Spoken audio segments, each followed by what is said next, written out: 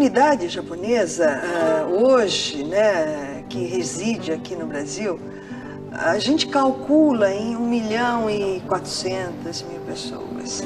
O último dado oficial que a gente tem de 1988 e que dá como 1.280.000, né? Quer dizer, 1.300.000.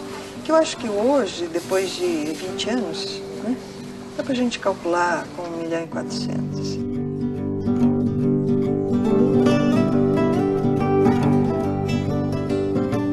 Hoje, o Ministério da Justiça do Japão dá como oficial 250.000 descendentes de japoneses, nipo-brasileiros, trabalhando no Japão. Só que a gente acredita que esse número mais correto seria alguma coisa próximo de 300.000, considerando esses japoneses que estão indo, que foram e que estão hoje trabalhando, né?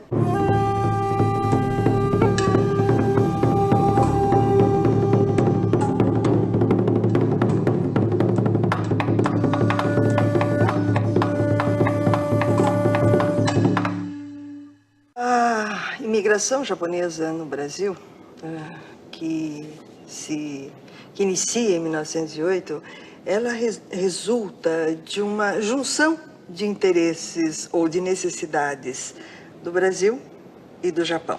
No Japão, nós temos uma crise econômica extremamente profunda, né, que o Japão está tentando desenvolver uma política expansionista para tentar encontrar formas de solucionar não só a sua crise econômica, mas também a sua explosão populacional. Uma das saídas desse Japão em crise é buscar o exterior, tentando não só conquistar novos territórios, mas fazer com que a sua população encontre formas de trabalho, de sobrevivência. Por outro lado, aqui no Brasil nós temos uma cultura cafeeira que enfrenta graves problemas com a abolição da escravatura. Então, o governo paulista, que era o principal produtor de café, tentava encontrar outras formas de aumentar a oferta da mão de obra. Você tem, em 1908, chega a primeira leva, né? Então você tem até 1927 uma fase em que o próprio governo brasileiro tentava investir para que o imigrante japonês viesse aqui para resolver a questão da mão de obra cafeeira. Os nossos pais, os nossos avós, vieram para o Brasil por volta de 1930, justamente porque o Japão naquela época, com o objetivo de desenvolvimento não só do país, mas também ele teria que dar melhores condições aos seus habitantes, né, aos seus povos. Então iniciou um acordo com o Brasil de enviar os imigrantes para as terras brasileiras, onde a quantidade, ou seja, a extensão territorial é muito grande, muito extensa.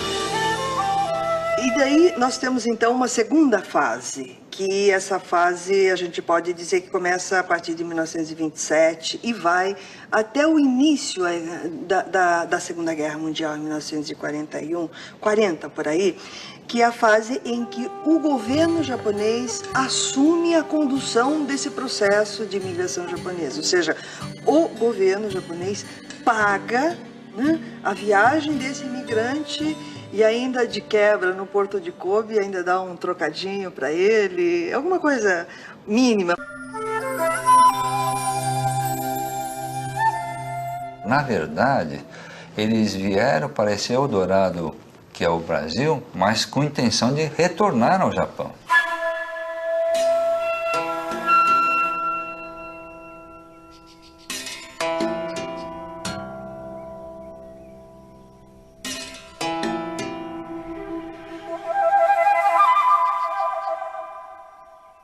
Você tem então essa fase de 1941, né, que aquele imigrante que está muito parecido, né, com esse nosso Dekaseg hoje, moderno, que é o quê? Ele sonha em ir para o exterior, trabalhar arduamente, não importa em que condições, trabalhar, economizar, conseguir um dinheiro e retornar então para o Japão para ter uma condição de vida melhor.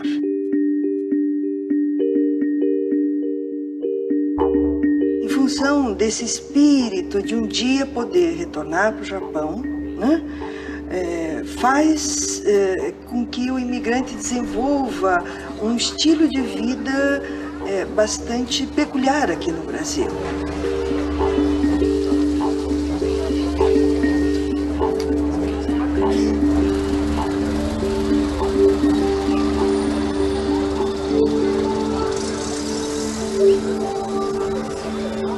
Eu, por exemplo, nasci numa fazenda onde a grande maioria eram de funcionários japoneses. Então, meus amigos de infância eram todos meus primos ou amiguinhos da colônia japonesa. Até os 5 anos, mais ou menos, praticamente só falávamos japonês.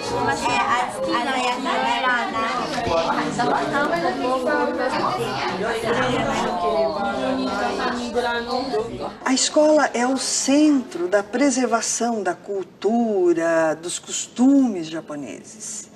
Então você tem várias escolas, algumas mais simples que só ensinavam a língua japonesa, outras que tinham já um currículo mais completo e outras que até contratavam professoras para ensinar o português. Quer dizer, o português não com prioridade, tá? Mas com um complemento. Oni-san, otou-san, imoto. Então, todo o esforço da comunidade japonesa, em termos de esforço social, foi centrado na montagem desse ensino, ou dessas escolas japonesas, de ensino da língua japonesa, as melhores escolas, os melhores professores, enfim, tentar fazer com que esse filho tivesse uma instrução, né, muito aprofundada.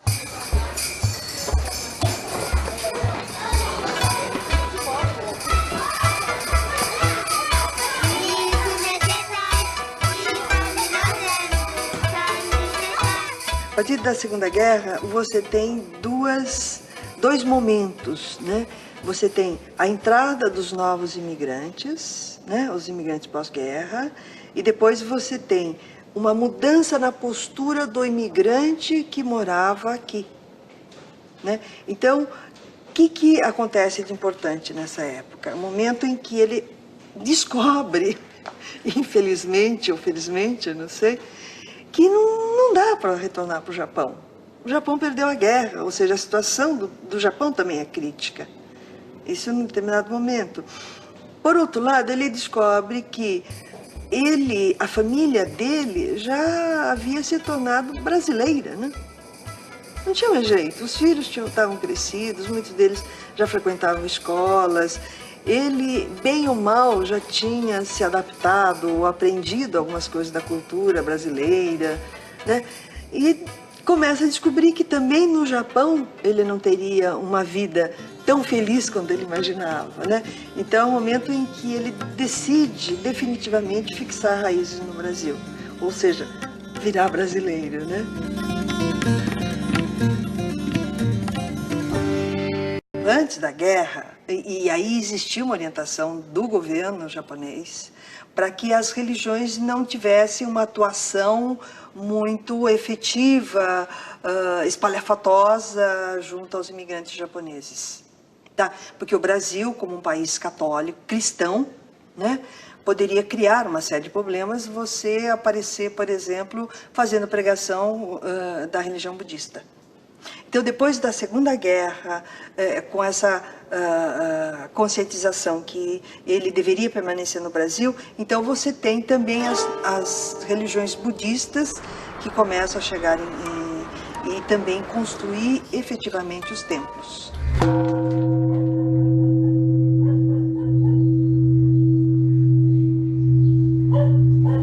Então, nesse momento, ele tem que fazer o quê?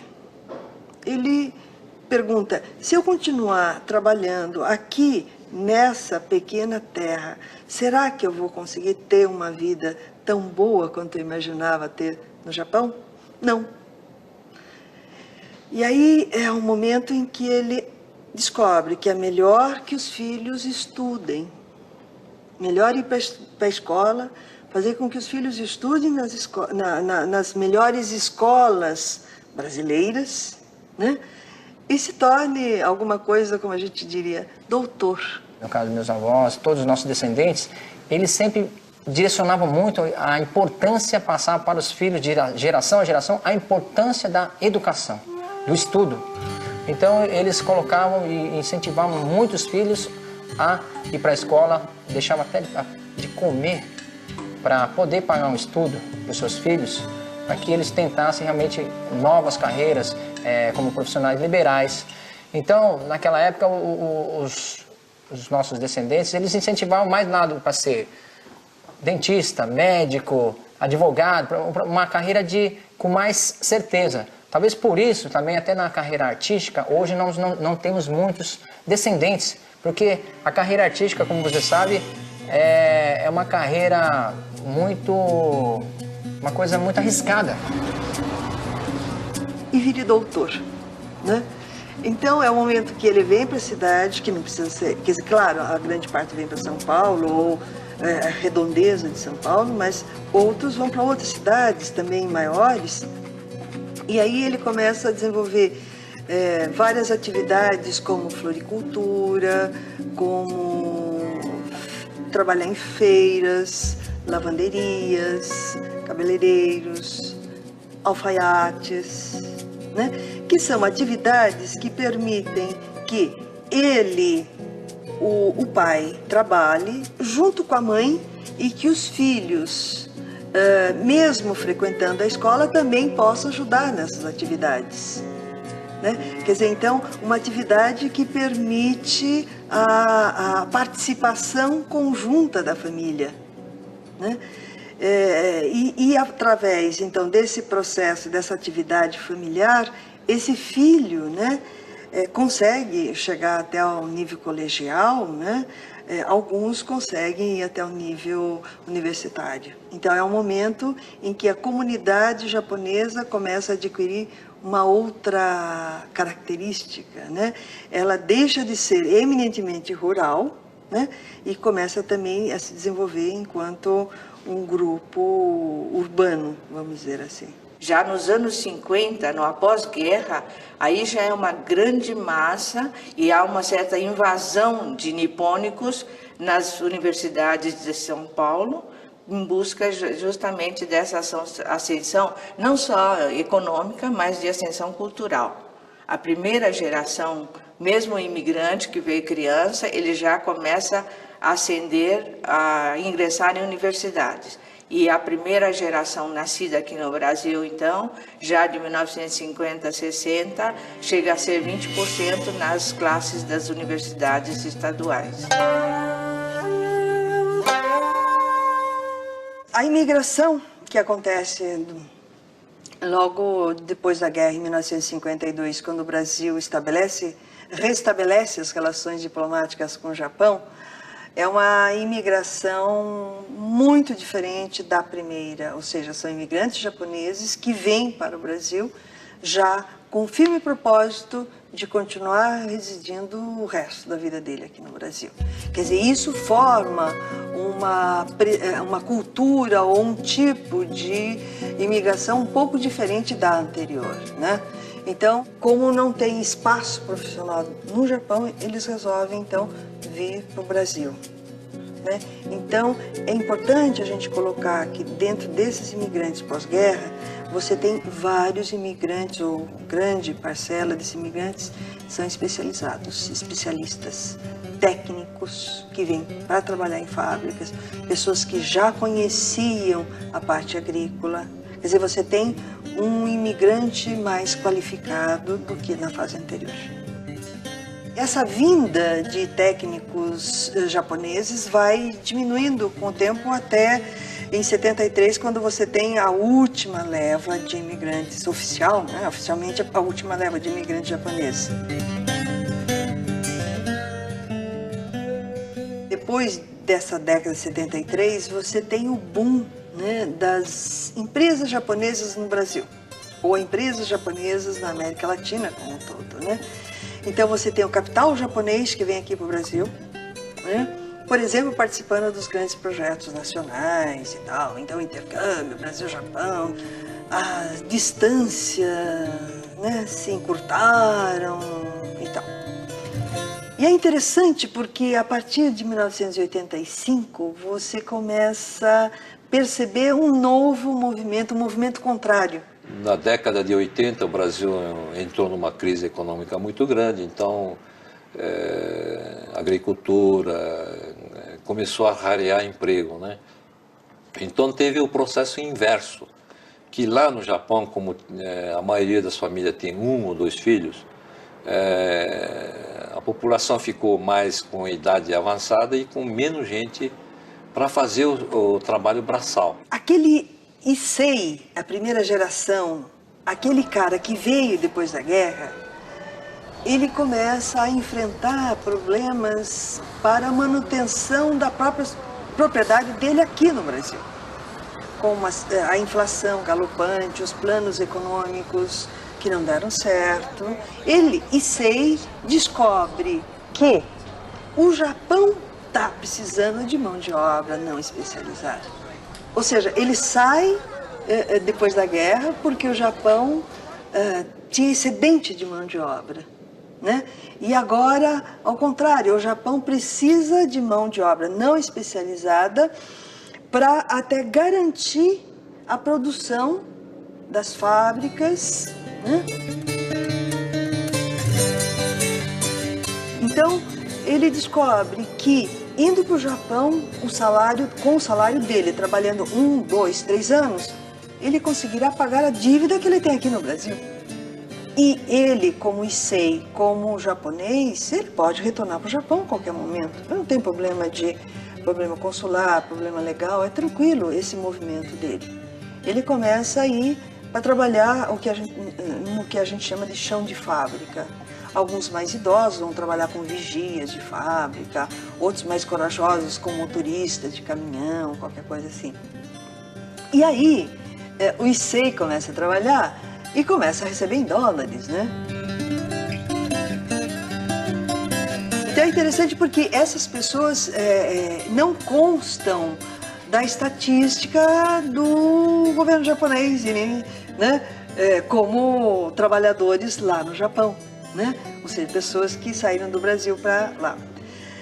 Depois, quando você tem a segunda fase, quando a segunda geração começa a ir para o Japão, então você já tem um certo registro.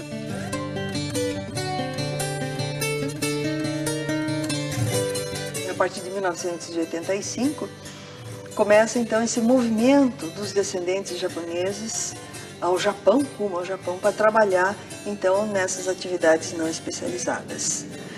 Eles chegam no Japão como turistas, e como turistas eles têm 3 meses de visto. Durante esse tempo que eles estão trabalhando na fábrica, eles tentam prolongar o visto, né? E até tentar encontrar uma forma de obter permissão do governo para estar aí trabalhando, né? Nessas fábricas.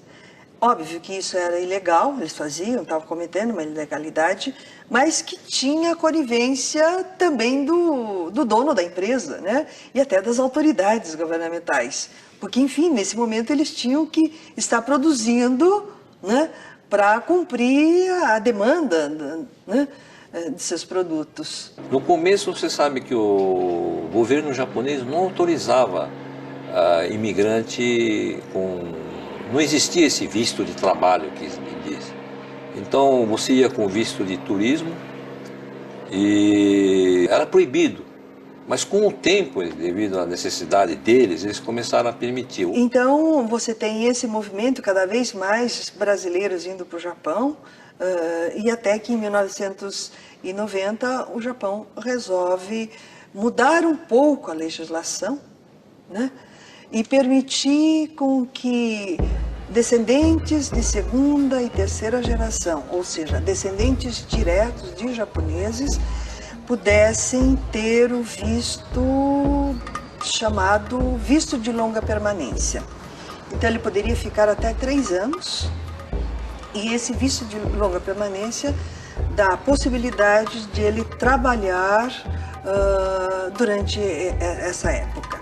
Eles também permitiram, as autoridades permitiram que você, como brasileiro, mesmo não sendo descendente, mas casado com descendente, tivesse a possibilidade de estar lá trabalhando também, né? Que seria o que a gente chama de curta permanência. E aí, com o tempo, o que aconteceu? Muitas dessas pessoas que foram indo para lá resolveram não voltar. E começou a ir cada vez mais e mais pessoas. Dentro desses nipo-brasileiros, nós temos muitos universitários, ou cursando uma universidade, ou já terminado o curso universitário, e que, por falta de condições, de oportunidade de trabalho aqui no Brasil, decide ir para o Japão. Quer dizer, isso é uma perda, né, intelectual muito grande para o Brasil. Né?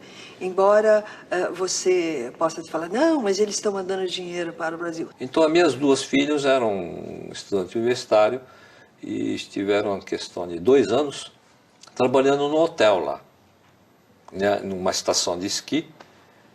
Ficaram, acho que, uns 3 meses, né? E uma voltou, a outra acabou ficando porque ela arrumou esse trabalho de modelo, né? Então, ficou 1 ano lá trabalhando em revista. Eu resolvi ir para o Japão, foi em 88. Eu tinha acabado de me formar, formei em análise de sistemas. E lá em Curitiba, tem um empresário, uma pessoa que acreditou demais na minha carreira, porque eu sempre tive um sonho, o sonho de ser cantor. E eu imaginava que meu sonho era do outro lado do mundo, porque pelos meus olhos puxados, dizia-se que eu era japonês, então eu falava, bom, vou tentar a carreira lá.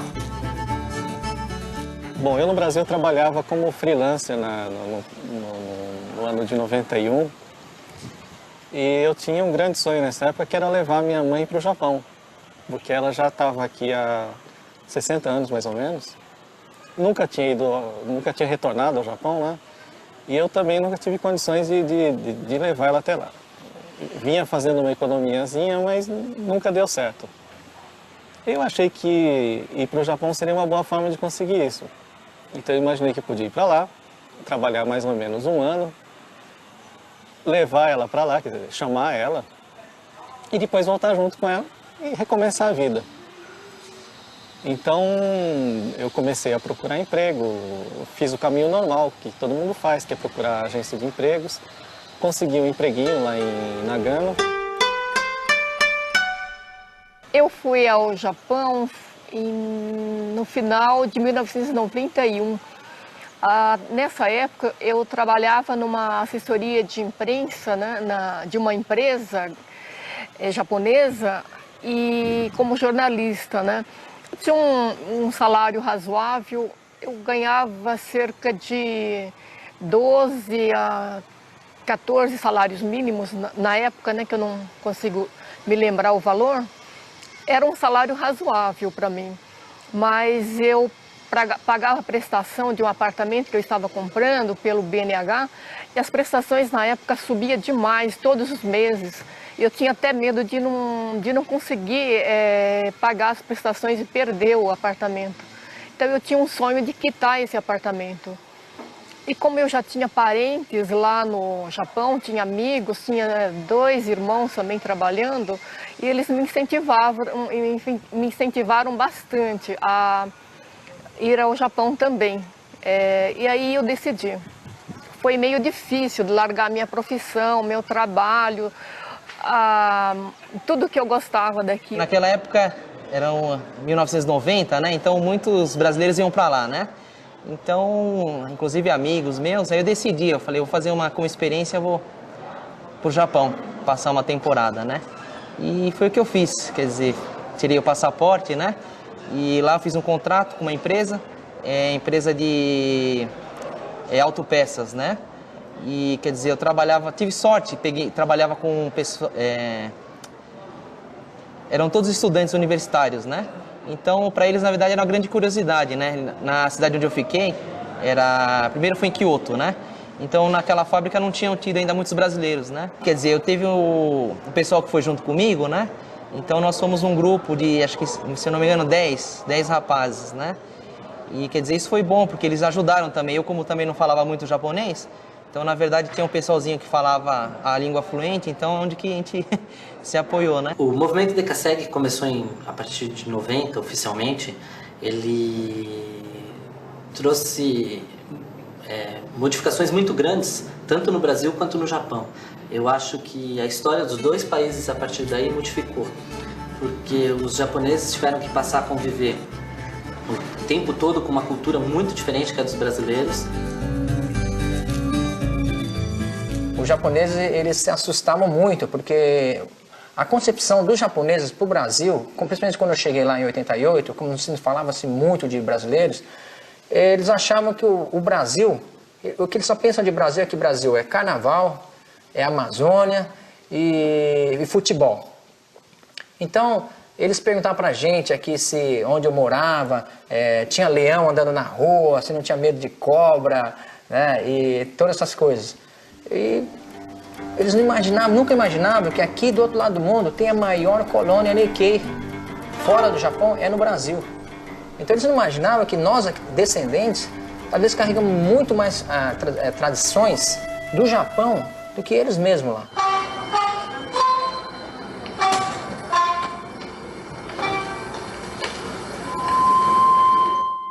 Inicialmente, o preconceito, a discriminação em relação ao Decaseg foi muito grande.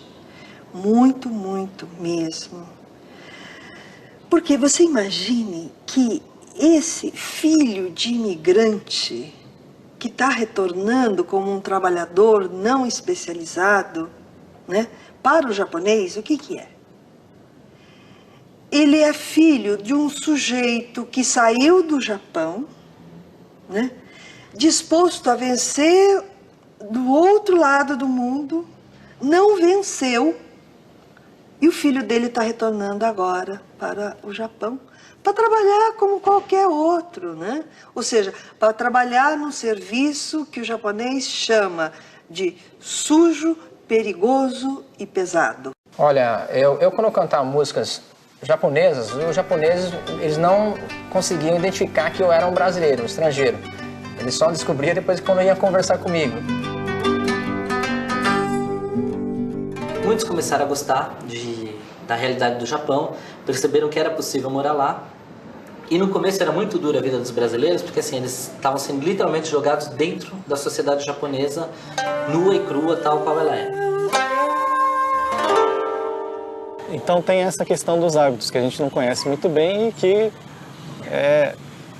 às vezes acabam causando algum tipo de conflito ou de discriminação mesmo. Quando eu morava em Nagano, nós tivemos alguns problemas com a prefeitura, porque o lugar onde se guardava o lixo e estava marcado em japonês, nós não entendíamos o que estava escrito, então a gente colocava o lixo em qualquer lugar. E depois de um certo tempo a prefeitura foi lá reclamar. Não sei como, descobriram que o lixo era nosso e foram lá bater na nossa casa e dizer que, olha, não se pode colocar o lixo assim como vocês fizeram. Por exemplo. Com o tempo, o que aconteceu? Começou a aparecer muitos brasileiros que estavam lá que viram que uma das formas de ganhar dinheiro, em vez de trabalhar em fábrica, fazer um trabalho pesado, era estar importando produtos brasileiros e oferecendo para os brasileiros que estavam lá as coisas do seu próprio país. Então, assim, o pessoal que começou no início, hoje, em geral, são os que se deram bem, são grandes empresários, e estão milionários e tal. E aqui no Brasil modificou até a estrutura da colônia japonesa, porque com tanta gente indo para lá, abriu-se um novo caminho e oportunidade. Essa ida, né, dos imigrantes, dos brasileiros, dos nipo-brasileiros para o Japão, provocou um processo que até então ninguém havia pensado, nem estudioso, antropólogo, sociólogo, tinha imaginado, né?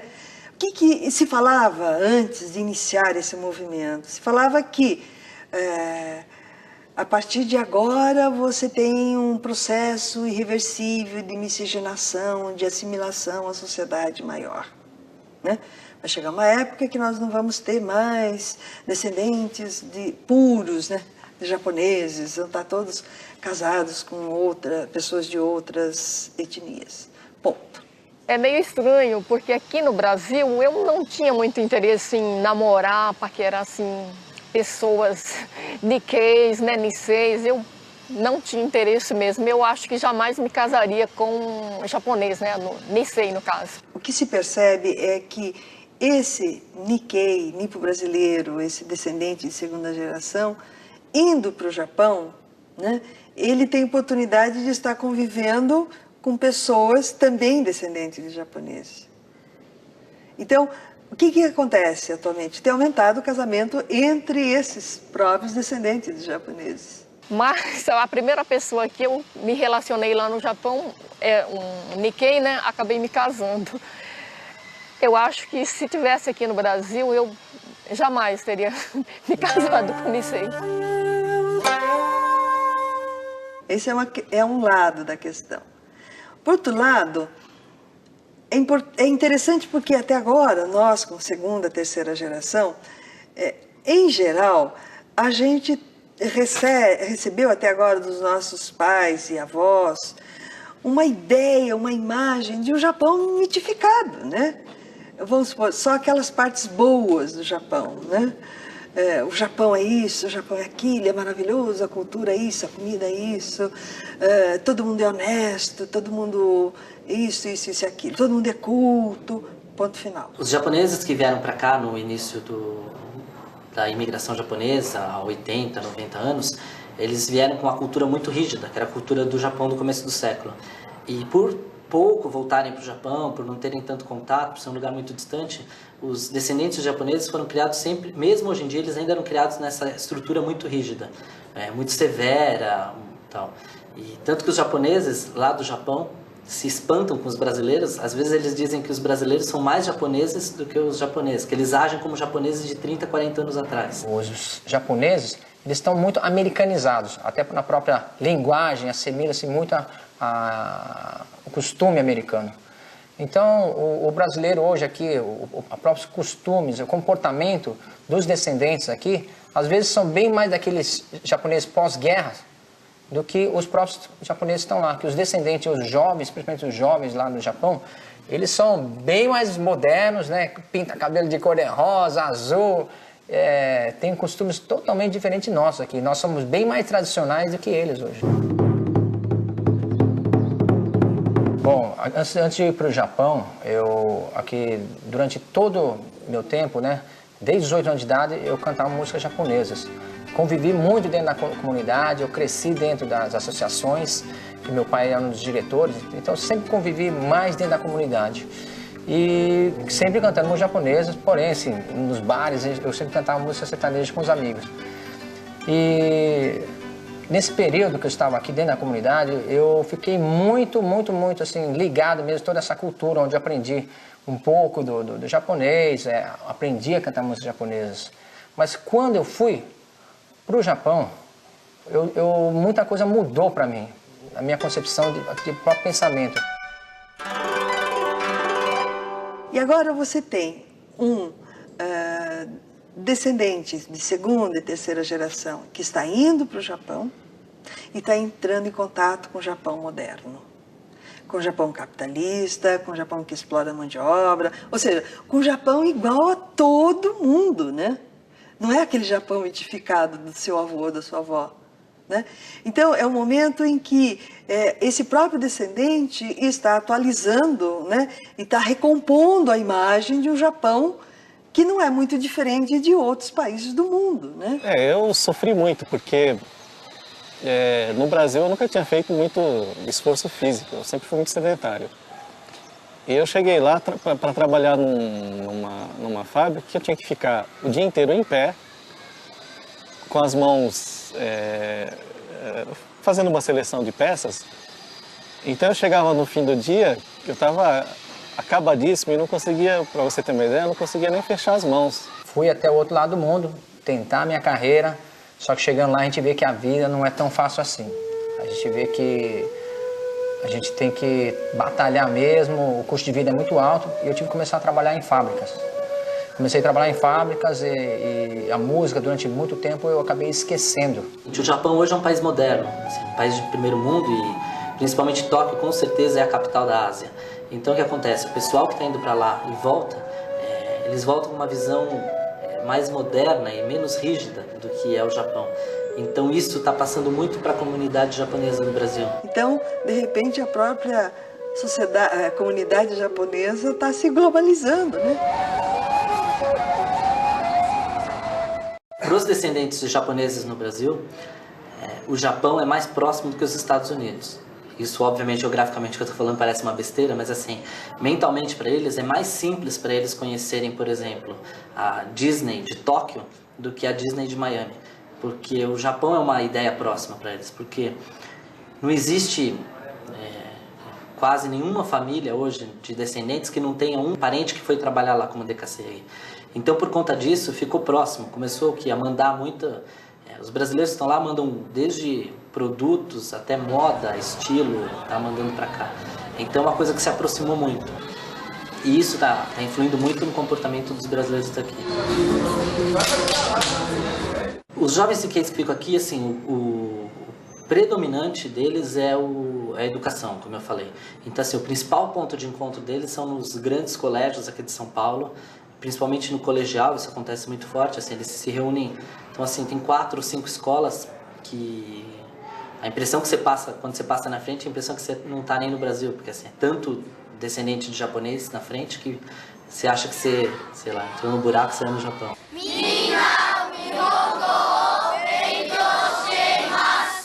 Eles têm um ponto de encontro muito forte, por exemplo, que é um shopping aqui em São Paulo, onde eles costumam se encontrar. E o próprio shopping divulga que mais de 50% dos frequentadores do shopping hoje são descendentes de japoneses. E aí, por conta disso, eles têm hábitos e costumes que eles levam.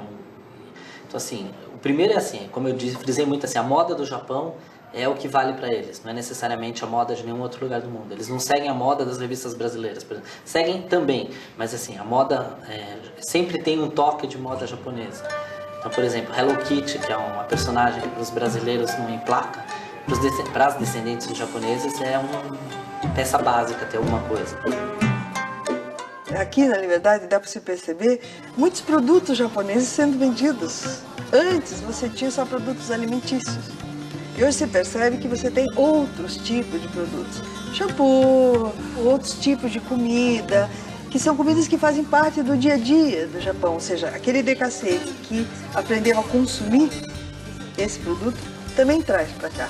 Ou tenta vender, trazer para cá e vender. Está aparecendo, por exemplo, um grupo de DKCs que tem prestado mais atenção nas lutas de sumô. Coisa que sempre esteve relacionado só com aqueles mais antigos, né? E você tem, de repente, jovens aí torcendo para aquele lutador e tal, né? É fã, eu gosto daquele, eu gosto tal, né? Então, você tem muita coisa do Japão que está sendo trazida aqui para o Brasil, né? Mensalmente é mandado para o Brasil, pelos DKCGs, 200 milhões de dólares. É uma quantia absurda. Só para você ter uma noção do quanto é isso em dinheiro, é mais do que o Brasil consegue gerar com o café. O Brasil é famoso no mundo inteiro pela exportação do café. Então, assim, o Brasil é sinônimo de café no mundo. E hoje o dinheiro que os brasileiros mandam trabalhando no Japão já superou o café. E isso, assim, influi diretamente, porque o que acontece? Com todo esse dinheiro que eles estão mandando, eles estão criando muitos negócios, muitas oportunidades. Então, a comunidade japonesa no Brasil já era uma comunidade de alto poder aquisitivo. Hoje, depois do movimento DKCG, ela ficou ainda mais, porque mesmo os brasileiros que continuam lá, eles sempre estão enviando dinheiro para os familiares. Independente deles ganharem dinheiro, eles criaram uma nova realidade, que é uma sociedade brasileira no Japão. Tanto que eu brinco que existe um Brasil no Japão. As cidades no Japão que você vai, como Oizumi, por exemplo, Oizumi é uma cidade impressionante. A cidade tem cerca de 40 mil habitantes e dos 40 mil habitantes, 11% da população é brasileira. Tanto que você encontra placas em português, a própria prefeitura distribui um jornal falando das coisas básicas, como coleta de lixo, coisas do dia a dia em português para facilitar a vida dos brasileiros. E o mais curioso de tudo é que o prefeito da cidade ele tem um cartão bilíngue, que é português e japonês. E quando, sim, geral no Japão é um cartão bilíngue com inglês, não com português. E enfim, os brasileiros criaram essa realidade lá, então assim, são lojas de produtos brasileiros que você aluga fitas de vídeo com o programa, assim, uma coisa real time, assim, o programa passa aqui 24 horas, depois o programa tá lá, dá para você assistir produtos. Quando eu fui em 88, praticamente você não encontrava muitos brasileiros, você tinha poucos restaurantes, comidas, você tinha que carregar na mala, pedir para alguém trazer na mala. Hoje não, hoje você tem todos os mercados, bares, restaurantes, tudo direcionado ao povo brasileiro. Um amigo meu me inscreveu para mim participar num concurso da NHK, da TV NHK, que é o concurso mais tradicional lá do Japão. E, para minha surpresa, eu acabei passando várias eliminatórias e cheguei até a final, onde, para minha alegria, naquele momento, não era o título ou qualquer vitória que para mim importava, mas sim, naquele momento, eu estava representando um país, porque foi lá que eu descobri a minha verdadeira identidade, a minha identidade como um brasileiro. Sou um descendente de japoneses com muito orgulho, porém nascido aqui no Brasil. Então lá eu estava representando todo um país. Então para mim só importava cantar bem e nada de vitória. Mas para minha surpresa, acho que quando a gente está tão bem, eu acabei vencendo e aquele concurso de que fui considerado o primeiro estrangeiro depois de 50 anos a vencer esse concurso. Aí surgiu essa ideia de levar Pitágoras, que é uma escola muito grande lá de Minas, para instalar com professores brasileiros, porque tem muita gente aqui que foi de trabalhador braçal daqui para o Japão, mas eu acho que 30% tem curso universitário, formado aqui, sou engenheiro, professores, né? Então a Pitágoras contratou os próprios descendentes de japoneses morando no Japão para ser o professor da escola. Então lá é ministrada a escola em português e em japonês. E o Ministério da Educação do Brasil aprovou essa escola, dizendo que quem faz essa escola no Japão, quando vem para cá, ele tem os mesmos direitos aqui. Pode cursar uma universidade aqui, né, brasileira, tendo feito esse curso secundário lá no Japão. Então foi um processo inverso, né? Então nós tivemos, de uma certa maneira, envolvidos nesses processos Brasil-Japão, de aproximar as coisas entre meu irmão fazendo a parte lá no governo, né? E meu pai com essa imigração, com a volta dos DKC. Agora, para lá, depois eu não sei o que vai acontecer, né? Eles vão voltar. O padrão mais comum hoje dos brasileiros que voltam do Japão, eles ficam um período a média de 2 a 3 anos, às vezes 4, eles juntam dinheiro e voltam para cá e montam um comércio. Isso é o mais comum, assim, ou compram casa própria, ou montam um comércio pequeno, nada muito grandioso. Principalmente franquias, não franquias enormes, franquias de médio porte, os DKSEGs dominam. Então, as franquias de comida chinesa em São Paulo, curiosamente, são quase todas, 90% tocadas por ex-DKSEGs que voltaram. Então eles pegam, investem esse dinheiro e criam esses fast foods com delivery e tal. Essa primeira história que eu contei é a história feliz, dos que voltam e se dão bem e conseguem reconstruir a vida aqui e tal. Tem uma história triste, que é o lado triste da história, que assim, muitos brasileiros ficam lá 4, 5 anos trabalhando só em fábrica.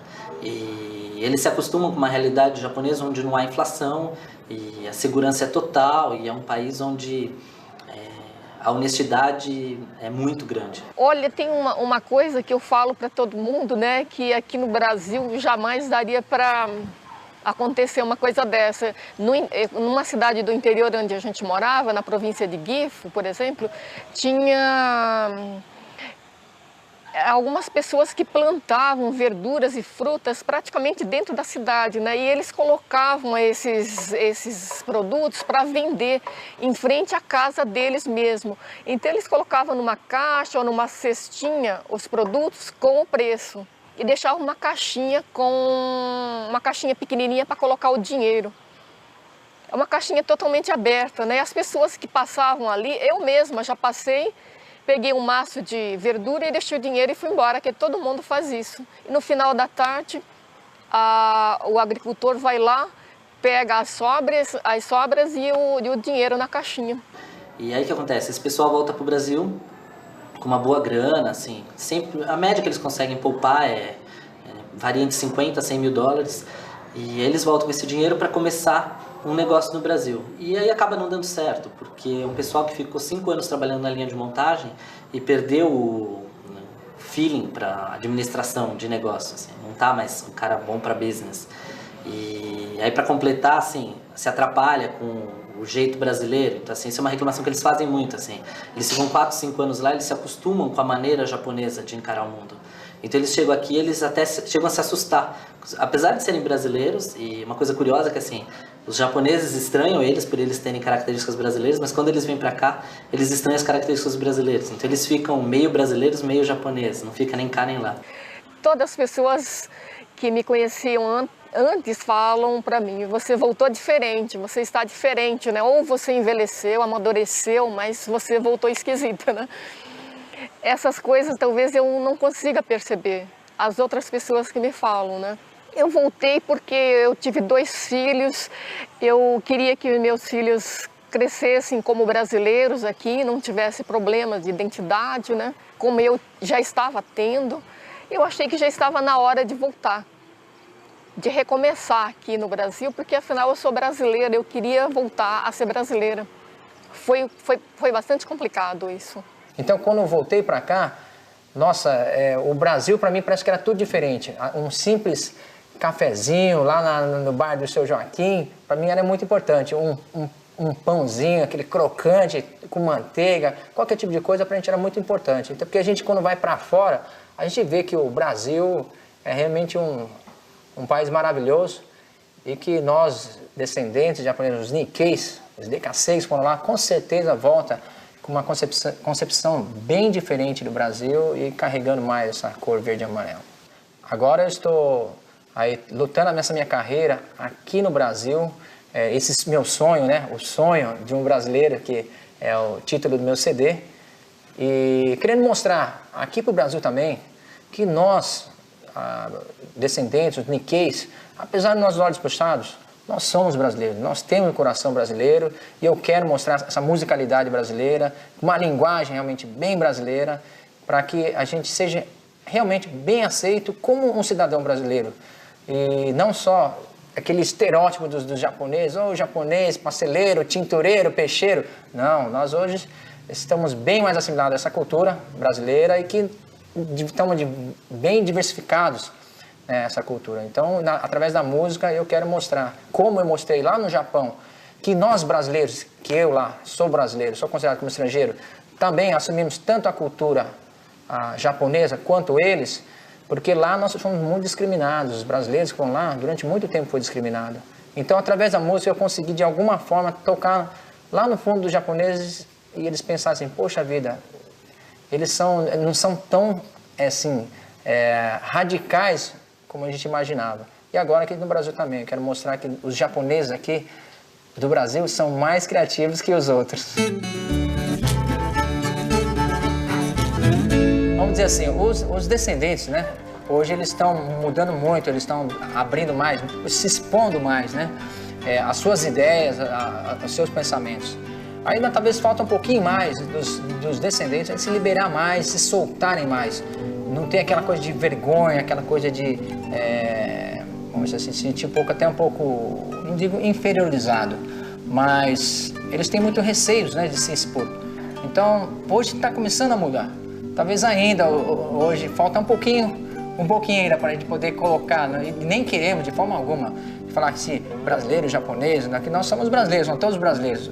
A única coisa que nós temos que fazer agora é realmente agora assimilar um pouco mais, assim, expor colocar mais a cara para fora, esse lado, né? O lado brasileiro.